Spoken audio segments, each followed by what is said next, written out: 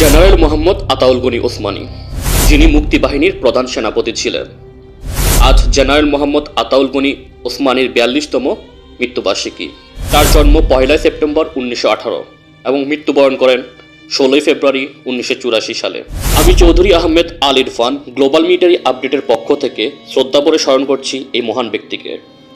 সবাই ভালো থাকবেন, নিজে নিরাপদে থাকবেন, অন্যকে নিরাপদে রাখবেন। দেশকে ভালোবাসুন, দেশের মানুষকে ভালোবাসুন। আল্লাহ হাফেজ।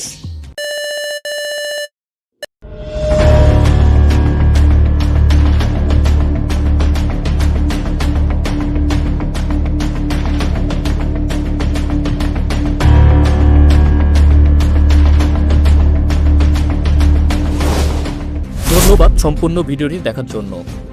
গ্লোবাল মিলিটারি আপডেটকে ফেসবুকে ফলো করতে ভিজিট করুন www.facebook.com/military.upglobal।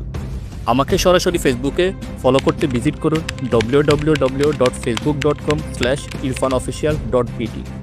যে কোনো প্রয়োজনে সরাসরি আমাকে কল করুন +880162691924 এই নাম্বারে। আল্লাহ হাফেজ।